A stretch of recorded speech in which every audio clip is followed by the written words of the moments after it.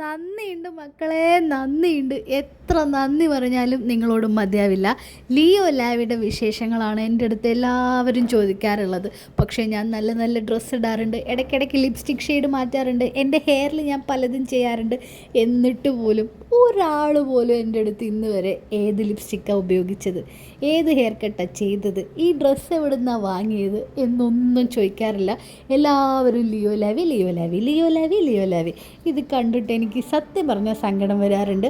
പക്ഷേ ഇപ്പോൾ കുറച്ച് ദിവസമായിട്ട് കുറച്ച് ആൾക്കാർ എൻ്റെ അടുത്ത് ചോദിക്കുന്നുണ്ട്, എന്ത് ചേച്ചിയുടെ ഹെയർ കെയർ ടിപ്സ് ഒന്ന് പറഞ്ഞു തരുമോ?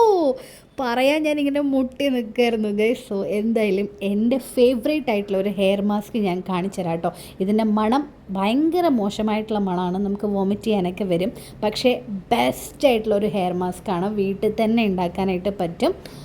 പിന്നെ ഇതിൻ്റെ ഒരു പ്രത്യേകത, നിങ്ങളുടെ ഹെയറിലൊക്കെ ഫ്രിസിനെസ് ഒക്കെ വരികയാണെന്നുണ്ടെങ്കിൽ അത് ഒഴിവാക്കാനായിട്ട് ഈ ഒരു ഹെയർ മാസ്ക് യൂസ് ചെയ്താൽ മതി. അതേപോലെ നിങ്ങൾക്കൊരു ഫംഗ്ഷനൊക്കെ അറ്റൻഡ് ചെയ്യണമെന്നുണ്ടെങ്കിൽ തലേ ദിവസം ഈ ഒരു ഹെയർ മാസ്ക് അപ്ലൈ ചെയ്യുകയാണെങ്കിൽ പിറ്റേ ദിവസത്തേക്ക് നല്ല സോഫ്റ്റ് ആൻഡ് സ്മൂത്ത് ആയിട്ടുള്ള ഹെയർ നമുക്ക് കിട്ടും കേട്ടോ.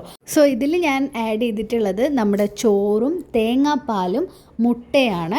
മുട്ടയുടെ വെള്ള മാത്രം എടുത്താൽ മതി. ഇനി മഞ്ഞ എടുക്കേണ്ടത് എപ്പോഴാണെന്ന് വെച്ചാൽ, നിങ്ങളുടെ തലയിൽ താരനുണ്ടെങ്കിൽ അതിനെ കൺട്രോൾ ചെയ്യാനായിട്ട് മുട്ടയുടെ മഞ്ഞ ഒരുപാട് ഹെൽപ്പ് ചെയ്യും. ഒരു 45 മിനിറ്റ്സ് ഈ ഒരു പേസ്റ്റ് തലയിൽ അപ്ലൈ ചെയ്തതിന് ശേഷം ഷാംപൂ വാഷ് ചെയ്യണം. ഇല്ലയെന്നുണ്ടെങ്കിൽ അത് മറ്റുള്ളവർക്കൊരു ബുദ്ധിമുട്ടാവും. സോ നിങ്ങൾ ധൈര്യമായിട്ട് ട്രൈ ചെയ്ത് നോക്കിക്കോ, ഒരു കുഴപ്പവും പറ്റില്ല. നിങ്ങളുടെ ഹെയറിന് നല്ലത് മാത്രമേ സംഭവിക്കുള്ളൂ. പിന്നെ അതെ, ലിയോ ലാവി കേൾക്കാതെ ഒരു രഹസ്യം പറയാം.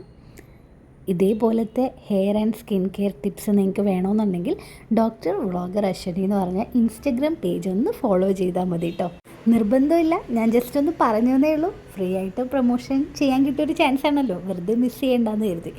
അപ്പോൾ ശരി, ബൈ.